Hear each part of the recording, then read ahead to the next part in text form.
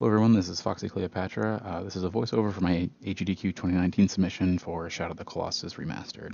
So as a simple introduction to the game, for speedrunning Shadow of the Colossus, we don't actually use any in-game glitches or bugs to get around. We actually just use unintended routes as well as the physics engine to kind of launch ourselves around the Colossi as needed. So that's kind of the basic introduction to it. I'm going to go ahead and start playing my video to kind of talk through each Colossi as we go on. So for the first Colossi, as we load into the game, basically what we start with is a simple whistle command to attract the attention of the Colossus and then run up to his leg. Now, with the first Colossi, who the community is of Valis, really what the intended route is for you to kind of stab his leg to kind of get him to hunch over to run up his back to get to his head. And what we kind of natively or nicely figured out was that if you simply just stab his leg enough to trigger the cutscene, his head actually goes down low enough for you to grab it as he drops down. Now, there are some different routes that people take. I take it a bit slow, usually trying to get up to his head just to make sure that I grab it in a good spot. In this video, I actually do it a little bit slow in comparison to most other runners, but still a decent time overall. So getting into the basic mechanics of the game, generally overall, really the intended purpose is to just take your sword and stab the sigils to defeat the Colossi. With this speedrun, actually, the whole purpose is simply boss rush. So instead of running around the overworld to find out where the bosses are or each Colossi, you simply just go to each temple, or I want to say temple, shrine for Colossi, and you pray to it. That instantly teleports you into their arena, so you can go for basically a time attack to defeat each one. So with Valis done, we move on to the second Colossi, Quadratus. And with each Colossi, they sort of introduce new mechanics to kind of, get you introduced to the game. For Valis, it's simply you got to learn how to climb. For Quadratus, they introduced the bow and the fact that some Colossi have weak spots that aren't necessarily stabbable, but something that you have to use an alternative method to make them kind of in a, I don't want to say weakened state, but more of an easier state to climb on top of them. So, maybe you can actually get to some fur to climb on. So the simple way to start here is we just simply jump onto his leg. Quadratus is actually one of the few Colossi that we basically use the intended route for, but with some minor alternatives. So as we jump onto his leg, we simply kind of skip climbing across his side and then go up to his back. So some of our runners actually go up to the back first on the back leg instead of going up the front leg, but that's just kind of a personal choice. The world is your oyster with this game, which is really nice. So generally, you start with the back sigil, and it takes about 3 stabs to defeat this sigil, or get rid of it. And what you also will discover is that for the rest of the game, that each Colossi kind of has a varying amount of sigils. Quadratus has 2, and you kind of just learn as you go how many each one has, depending on kind of the intended route to defeat them. Now, what you can see here is I'm kind of shaking around a little bit. Obviously, the main character, Wander, as we've called him, is quite smaller than each of the Colossi that he's trying to take down. But as kind of a game-intended piece, you can get what we dub plants, where you're in a certain spot and you grab a certain way so that you can't be shaken, and you can simply go through each of the Colossi's animation and don't have to wait for them to be stopped to defeat them. Now, with the second Colossi done, after each one, you actually have to wait for a cutscene to follow through with each, and it just takes a little bit of time. It's kind of just more of a relaxation moment to go through and kind of, mentally prepare yourself for the next Colossi, or, just relax and take a moment to yourself, or, jump around and kind of get around the Colossi if their bodies are big enough. So next up after Quadratus is Gaius. He's the third Colossus, obviously, and there's 16 total. The community back in the PS2 version named each of the Colossi after, some sort of Latin name that kind of represented, what they looked like, or what kind of, the theme around them was. So Gaius, mostly being Earth.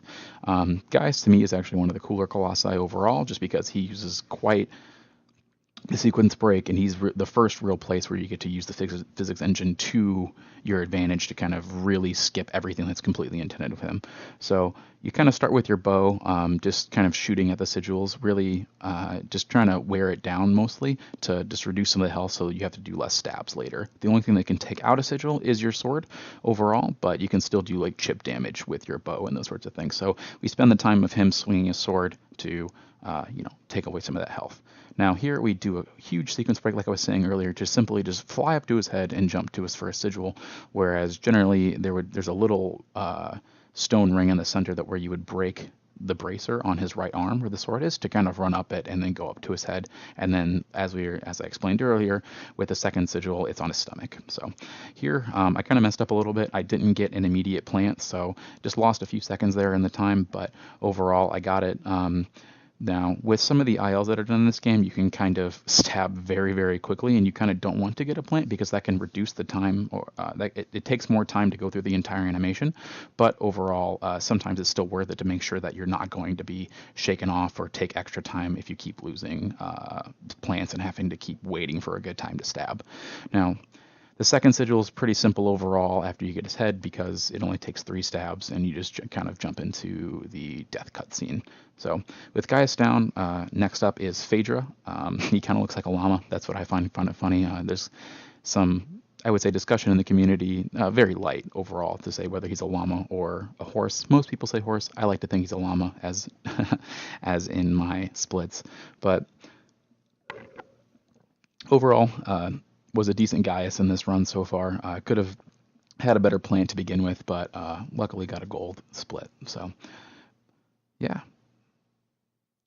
Let me think if I can think of other things to play on while I'm here. One thing you might see other people do is as they're going through and kind of running from Colossi or to Colossi, they might do some weird animations as kind of like taking your sword out, whistling, and that's kind of just a faster way for you to move on your own because simply running isn't the fastest way to move in the game. And so I'm going to make sure we're getting the most speed as we can out of this. So with this Colossi, it's hard to explain what the intended route is, but generally we just take a pretty quick sequence break, use the physics to simply hop onto his back leg, jump up to kind of his hip, more or less, and jumping onto his hind area to climb up to his back, and then his sigil is on his head. Very simple Colossi overall, but it's pretty tough to kind of make sure you get the jump from the back of his leg up to kind of his hip correctly. It seems fairly simple, but the jump is sort of precise. And it just kind of takes some time to kind of get that flow and know at least what you like to do in the jump and, what kind of works best for you.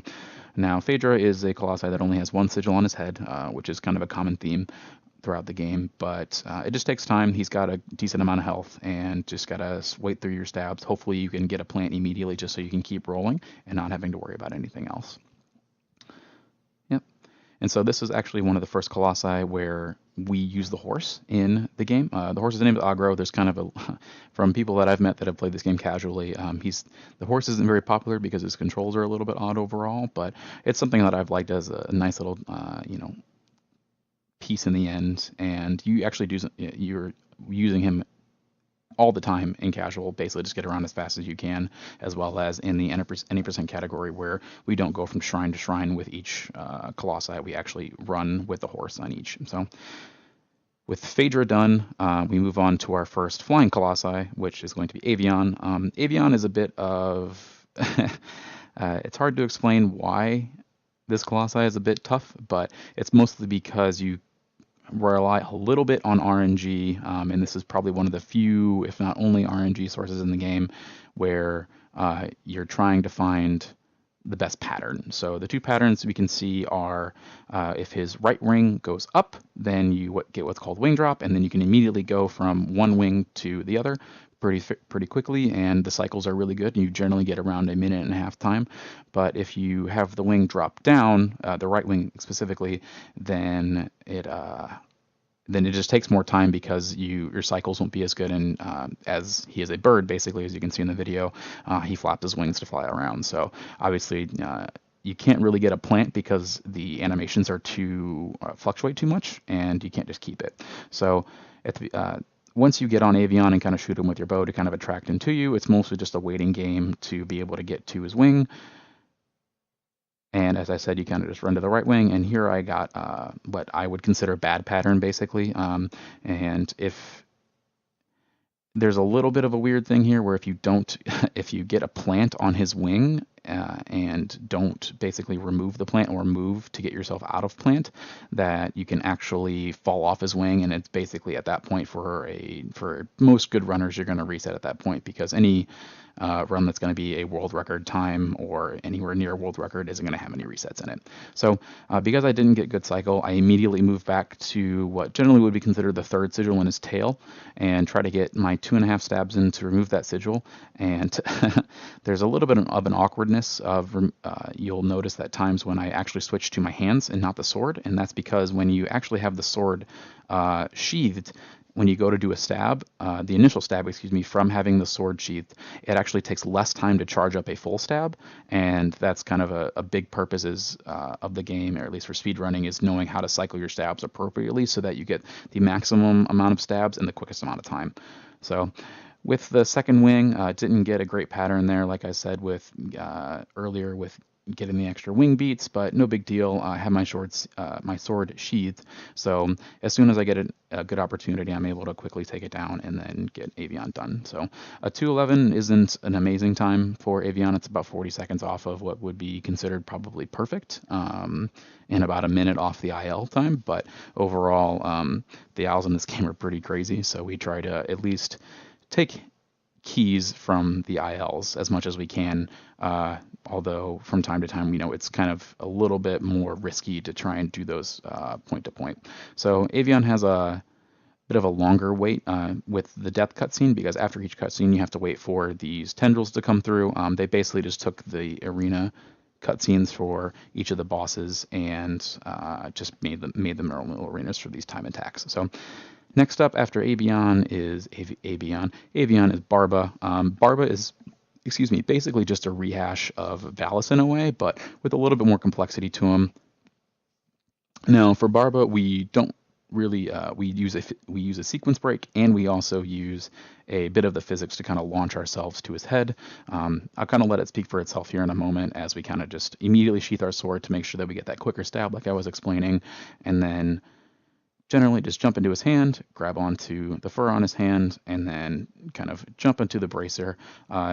There is a way to get a cleaned one cycle where you only actually have to have his arm lift up once, but that can be tough sometimes depending on your console. Generally with PS4 versus PS4 Pro, there's a little bit of a discrepancy between the two. I actually have an older PS4, so to me it functions a little bit differently from what I see, but just little superstitions here and there. So using that sequence break, like I said, instead of just what we'd actually usually do is you would go through the arena, he would lean his head down, he's got a giant beard, hence Barba, like a barbarian, and you would climb up from there to get to his head, and then after you stab through his head, you go to his back to get his back sigil. And each of the Colossi, as seen with Barba here, generally have a cutscene associated with them. That's kind of an interim thing of kind of showing you the steps and how you would move forward in the arena and also with the Colossi to defeat them. Here I didn't get a great cycle. Generally, if you get it close enough, you can actually defeat or get rid of Barba's second back sigil within one cycle of a back shake, or actually with getting no back shakes, which is kind of perfect. But they're not so great. But again, 36:12 is the fourth place time, so just moving forward from here. So after Barba, we have our first water Colossi, Hydrus, and he's probably the trickiest out of the remastered Colossi, because in the PS2 and PS3 versions of the game, there was some more, I don't want to say world, but there were some keys in the water that you could use as a visual to basically go through and show exactly where you needed to be to get the sequence break. Now, in the casual strat, Hydrus has 3 electric tendrils that shock you each time they hit you, and the point being that you have to get rid of or stab each of those little sigils in the back of each tendril, or each of the, you have to stab each of the sigils, excuse me, the tendrils basically to get rid of the electricity so you can go to this sigil on his head. Now, we use a pretty giant sequence break here, and through basically getting him, attracting him to you in the water, we can immediately jump to his head. Now, it takes a bit of time, and that's why kind of resets in this game are a bit scary in the higher performing like runs in the community, just because one reset can cost you 20 seconds to a minute. Now, I got a weird roll here, but you can see that his body sort of shaked as I went up it, and that's kind of how you know that you've got the sequence break. And so, as you can tell, I'm actually not going for getting rid of the electricity, and that's because it's actually faster, and you have enough health to survive enough stabs to just go for a jump stab each time. Now, Hydrus, sadly, has a very big arena, and most of the arena is under, because he can, dive down and back up as you go through, and you have to wait for him to come back up to you. So it takes a while for the tendrils to come up and for the arena to deload so you can go to the next Colossi. But to kind of explain a jump stab, which you have probably seen in a few other Colossi here, a jump stab is simply, as it states, you jump in the air and then you hit the stab button to jump down and stab the Colossi. Now, as you may have seen earlier and may have noticed with the little stamina bar in the bottom right, what we're doing each time we do a stab is we're holding that stamina bar all the way up until it reaches the edges of the circle, and then we press the stab button again to complete a stab. Now, a jump stab kind of circumvents that, and just as you jump through the air, you immediately do a full stab's worth of damage. So the nice thing is that jump stabs, cost less in terms of time to plant yourself down and stab the Colossi, but it's also a little bit of a double-edged sword because it takes extra time for you to remove your sword. Now, moving on to the next Colossi, Koromori. Koromori is kind of a nice break as the 8th Colossus and the halfway point. He doesn't have very much health, and he's actually pretty simple to defeat, and only takes about 30 to 40 seconds, I think 40 seconds on average for most people, to defeat. Simply, all you do with him is he runs up the arena, and you're going to shoot him in the legs to make him drop down, kind of like a turtle, but he really isn't a turtle. I wouldn't really know what to describe him as, but it's a pretty simple Colossi overall. This is kind of where you're going to see cycle stabbing at its best, really. I'm going to stab him 2.5 times in the first sigil, because he actually has 2, even though he's very tiny. I'm going to run and do a jump step over to the second sigil to kind of get the damage out of the way, so I don't have to run over and plant myself and then charge up a stab. I can immediately jump and get it. And then for my second stab on the second sigil, just a quick half stab, because each sigil takes 2.5 stabs, taking those calculations doesn't matter. And then to eliminate the time to charge up, because as soon as I kill the last sigil, the cutscene starts, I'll just immediately do a jump stab again. So kind of a very quick Colossi, and very simple overall, so he's a pretty good break, as I said, from kind of like the stress of making sure that you get Hydrus right, because the strat is very specific, and it's very hard to get right every single time, and it's very time consuming to practice it overall. It can be very frustrating. So moving on to Bassaran. Bassaran is, like Gaius, kind of the epitome of sequence breaking with physics, because Bassaran casually is probably one of the most frustrating for new players, because it's a very specific way to use the world to get him to fall onto his side, to finally get on him just to stab one sigil and beat the Colossi. Whereas instead of kind of going through and using the background world that was behind us, we just kind of jump onto his front leg, jump up, and then use the physics from him rising up to kind of fling ourselves at his head and completely skip the rest of the Colossi. So here we use jump stabs because Bassaran likes to shake around a lot, and if you don't get it like fully correct, he simply just either throws his head up in the first half of his health bar, or he shakes himself around, which it's very hard to hold a plant on Bassaran as well. It's kind of specific whether you will or will not get a plant on a Colossi. And some are easier than others. Valus is extremely easy, and you basically always get a plant on his head as long as you grab it, whereas Bassaran, it's kind of just hit or miss, and very much so in the camp of the misses, whether you get it or not. And you can generally like to think of yourself as very lucky if you get it in a run. So that's nice. Bassaran, though, doesn't take too much time. The hardest part is really the initial jump because it's very tight timing and you have to kind of get it almost immediately. And if you don't get it, you kind of can catch yourself in a little bit of a loop. So that's Bassaran done. Pretty quick Colossi overall, and it's after Koromori, it's a little bit of a stressful way back into the gauntlet, but if you get him done, that's kind of you're well on your way, so to say. So the next one up after Bassaran is Dirge. Dirge is, for lack of a better term, a sand snake, and a lot of throughout the game, casually, you kind of think to yourself, well, I can see the eyes of the Colossi, and I can tell that when they go to blue and they go to orange, that they're kind of, getting aggressive and they're kind of wanting to attack me in those sorts of ways, and, trying to knock you down or damage you, because they obviously don't want to die. So Dirge kind of uses a funny little mechanic where he's got very, very, very big eyes, and you actually notice that, hey, what if I actually shot at his eyes, because he's kind of impervious unless you do. So it takes a little bit of time to figure it out. Another Colossi where using the horse aggro is kind of a big theme, and it's required actually in both casual and the speed runs. But overall, you kind of just shoot him in the eye to do some chip damage, and then he runs into either one of these pillars if you're lucky, or just one of the walls on the edge of the arena. Dirge has 2 sigils, and you can actually one cycle him, so you can kill both sigils in one set of one cycle of stabs, basically. It's a little bit hard to do because the damage is actually pretty precise. Basically, with the chip damage that you do from the shot to his eye, you can do basically just under 2.5 stabs on the first back sigil, and then you can do a full amount of damage on the sigil that I'm going to now to actually defeat him, and then basically save yourself about a minute in time. If you get a 2 cycle on Dirge, you can usually count yourself out for not a bad time, but it definitely is going to add about a minute onto whatever time you're looking at now. So with that last stab, Dirge is done. Fairly simple overall, but again, the cycle stabbing and knowing how much to charge for a stab for that first sigil is it can be a little bit nerve-wracking sometimes, because you're kind of just staring at that stamina bar, making sure that everything kind of goes the right way. Because if you don't do enough damage, then you learn after you kill the second sigil that, gotta go do a second cycle, and if you do too much damage, then immediately you have to try and get him again, and that's just it's disheartening, but it's something that you kind of learn to take into account for. So moving on to our next Colossi, Celosia.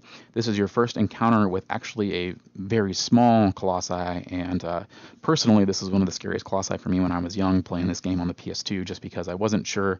When I first played the game, I had absolutely no idea what was going on and how to do this, and I think I eventually had to look it up, but I may have figured it out on my own. I can't really remember. It's been too long. But overall, he's actually a pretty simple Colossi, because he's so small, and you kind of learn from the hints that are given in the game that he's scared of fire. Well, there's fire on these pillars. How do we get this fire? Well, if you stand on one of the pillars and let him hit it, he knocks down a little stick that has flames on it. So whenever you have this stick, whenever you grab it initially, it's just kind of an ember and doesn't really have any flame to scare him. So we just kind of run up to the next fire pit, get some flame on it, and this is a pretty cool sequence break. That's actually a bug. Actually, yeah, that was basically kept in from the first game, but it's not truly a bug, because what really the game is looking for is to have Celosia kind of pushed off this ledge, and how you generally do that is he's scared of the fire, you wave him to the edge, but if you kind of attract him to the edge with the fire basically to try and knock you off, he basically just runs himself off the edge. So not quite a bug, but again, sort of a more sequence break so that we don't take the time to actually go through. Now the nice thing about Celosia is that he seems sort of tiny, but you can actually get a plant on his back so that you don't have to worry about him running around to get the kill. So only takes 2 full stabs to do it, and it's not really worth it to do a jump stab, because obviously he's running and it's kind of hard to go through the whole cycle trying to stab him while he's running away if you're not actually on him. So that's Celosia. A little bit scarier for new players, I think, just because it's not quite clear in the beginning what you have to do, and with his sigil hidden under armor, you're kind of a little bit more, unsure about what exactly to do next. So moving on, the next Colossi, the 12th, is Pelagia. Pelagia is probably a big run killer for most people as you try to learn. He only has 1 sigil, but it's kind of a bit complex to get a one cycle on him because you basically have to stab him to get him into a certain cycle of like a certain AI basically to get him to trigger certain things. So this is actually one of the first IL strats that we tried to implement into the game. This is basically idea for idea the exact IL strat, but if you don't go fast enough, it's hard to actually completely replicate. But we basically do the same thing as the IL strat, minus 1 or 2 edits, just because there's a little bit of RNG with how. I guess I don't want to say RNG. It's a little bit. we probably haven't tested as much as we should have to make sure that we can do it. But the nice little sequence break here is if he likes to shoot you with his 2 little horns, we kind of jump on his face to make him immediately jump up and to get to a sigil on his belly. Now personally, I like to kind of angle myself correctly and position myself so that I don't get to a incorrect space because Pelagia actually. The sigil is very, very, very tight, and so kind of jumping forward a little bit. With the first 2 stabs, I actually I did 1 full stab and then like a 95% stab and then 2 full stabs. And kind of if you want to review the beginning of the video a little bit more, and with better commentary, could probably include this right before. But with the first stab, he lets you basically get 2 full stabs on him before he goes back into the water, and then you have to go to another tower basically to jump on him, as you can see in the background. But if you do that first stab with a 95% stab, it actually takes a slower animation getting back into the water, and then as you do more damage, which would basically be our 3rd full stab, he jumps into an animation of a shake, which keeps him above the water longer, which allows for that 4th stab. So it's pretty hard to get that timing and can be a little bit like nerve-wracking to make sure you've got that 95% charged up correctly and you don't get a full stab. And also because if you don't get the 95% stab, then you get what's left of pixel health, where really at the end of the day all you need is just a very, very teeny tiny stab, but he's back in the water. So next Colossus up is Phalanx. Phalanx is actually my favorite Colossus. Basically just this giant flying snake in the sky. So to get him down, all you do is take your arrows, shoot his 3 sacks to get him to lower himself and get closer to the sand, and then you'll be jumping on the 2 front wings, which you can kind of see in the background started to go down towards the sand, but use aggro to kind of run around just to get you there fast enough. So pretty simple Colossus overall, but also taking into account the fact of how much damage you need to do. There are 3 sigils on Phalanx, and you need to do 1 full stab and about a 95% stab for each of them to completely drain all of the health. But as I said, you kind of just jump onto his simple wings here and kind of climb up. Kind of a fun Colossi because it's kind of just more in a grander scale, that you're climbing something that's just absolutely massive and kind of jumping around in the air overall. So here's our first sigil. Again, going through that cycle of 1 full stab and then about a 90. These sigils are a little bit more, how do I say, like forgiving in the amount of damage that you do, where Pelagia, the previous Colossi, is actually pretty tight in exactly how much damage you need to do. So pretty simple here. He just likes to shake whenever you stab, so it can be a little bit nerve-wracking if you tend to fall around a little bit, but just going through it's pretty simple overall. And I think generally for the most part you want to do 2 jump stabs on the last sigil, because it's kind of just faster than charging up and stabbing and then letting go, because you will generally tend to get a plant on Phalanx, but just because the timing's also a little bit tight, if you're not in a great position, and as you can see I missed the jump stab, I kind of just said, I'm not going to go for it. I'm just going to go for the stab to keep it simple and make sure that I don't mess up myself. So death animation for Phalanx takes just a little bit longer because, you got that grand scale thing of how big he is overall. But, pretty cool overall and a really fun casual Colossi to take on. So, yeah. But moving on to the next Colossi, Cenobia. Cenobia is one of those is another small Colossi like Celosia, very similar names. That is a lot more tricky with the puzzle, since Shadow of the Colossus is kind of a bit more of an action puzzle game RPG. What some may not take into account, really thinking about how to take down the Colossi. We already know how, so it's very quick for us to kind of just run and gun, do exactly what we need to do. But trying to figure out all the puzzles is kind of a really big part of playing through this game casually, and really fun to kind of take that time to figure it out. But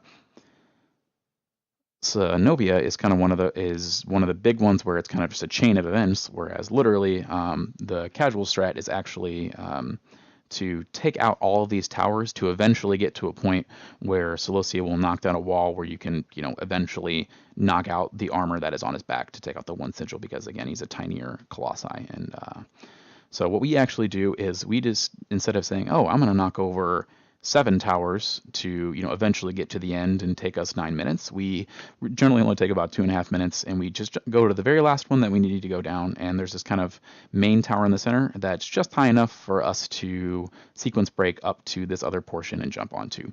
Now, one big thing that I haven't mentioned before that doesn't really take into account much more in the early Colossi is that sort of magnetism that you just saw with the jump there.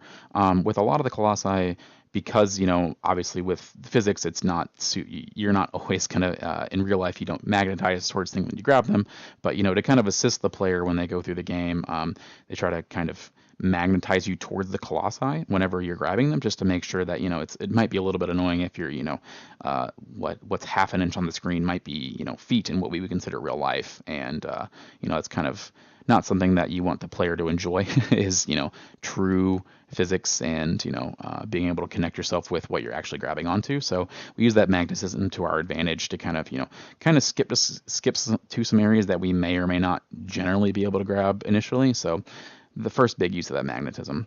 So as you kind of saw with that sequence break, we had what was supposed to be the very last tower that Zenobia knocks down. We kind of just go to that one immediately and have him do that.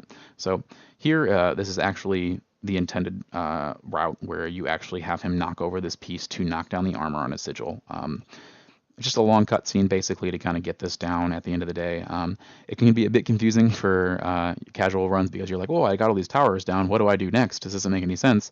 But if you don't know where to jump, you'll sometimes have Wander, the main character, kind of jumping around in that kind of debris. But generally when you jump onto Zenobia here, usually about like 80% of the time you get the plant. And so you don't have to worry about any of the actual like pieces of going through it and trying to kind of grab yourself around like I do. But generally you'll get it. It's kind of something you kind of learn to reestablish a plant. Generally, if you crawl around on a Colossi, you will that causes you to lose plant. Whereas if you generally just kind of ungrab and regrab, it will most of the time, depending on the Colossus, reestablish your plant for the most part, and that's usually the easiest way to try and replant yourself on most. So yeah, that's Zenobia. Overall, can be a bit of a tough one to get that initial jump, but once you kind of get that portion down, the rest of it's pretty straightforward.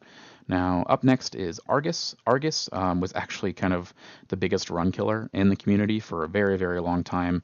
But thanks to a lot of those in the community, personally, another IL runner, Hammerklav, was a big incentive for me to do this. We actually take the Colossus in a backwards. We actually take him backwards, whereas you would usually go to his head to get his first Colossus, and then actually the sword in his hand should be the second sigil. We actually kind of bypass that and jump up to the second sigil immediately. And again, we use that magnetization piece to kind of get ourselves to the fur on the hand to be able to stab. And then what we would actually usually do, or at least in the original strat for the remastered version, was to wait for his leg to come up so we could jump up onto his leg, crawl over to the appropriate position, and then he's going to do a walk animation. In the middle of that walk animation, because his leg is so much bigger than you, we can use basically what most would consider invincibility frames to not kind of get a shake, and so we don't actually grab correctly to be able to jump up to his head immediately. So one thing that was mentioned in the 2017 SGDQ run by Plush was that if Argus still has the sword in his hand, he's actually pretty dangerous because you can't cause him to drop the sword in the remastered version. So you kind of what we used to have to do was kind of just hope and pray that after we got the head sigil, we would jump down to the ground and then try to jump onto the hand afterward, which was fairly inconsistent overall. So by switching what we do here to basically jump from the leg to his hand and then using the magnetization, we kind of bypass all of that scare basically for the second to last Colossus. So Yeah, that's it's a lot more consistent nowadays and a lot nicer to have that strat to rely on. So now we move on to the very last Colossus, Malice.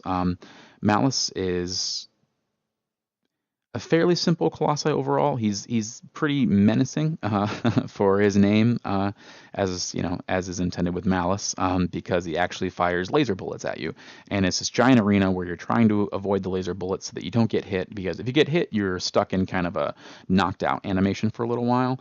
But this is probably one of the cooler colossi as well to kind of see the sequence break, is because we just basically run across the entire arena where he should be shooting you, but through basically knowing exactly where to run at certain times, we can sort of avoid the bullets that are supposed to be hitting us and knocking us away, and we can simply just run up to the base of his legs, where obviously, you know, if we're on him, he's not going to shoot us anymore because he doesn't want to shoot himself. And then we kind of just, you know, get up to his body to crawl up to his head where his sigil is. So you can run from that last barrier down to his kind of the base of his legs, but it's a little some of us don't have the exact route available to know exactly when he won't fire it, because he can still fire one of his bullets between then, and it's a little bit scary whenever you got a good run under your belt and you don't want to risk that. So now that we're at the base of his legs, we get a cutscene saying like, hey, now you've got to climb this giant tower of a colossi to get up. So we get out our bow because we're going to use another sequence break with Malice's arm animations, basically to jump up to his head instead of climbing up all of the way, basically.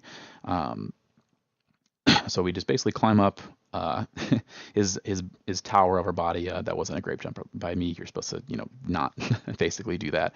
There's a little bit of a strat that I do a little bit differently here than some of the other runners, where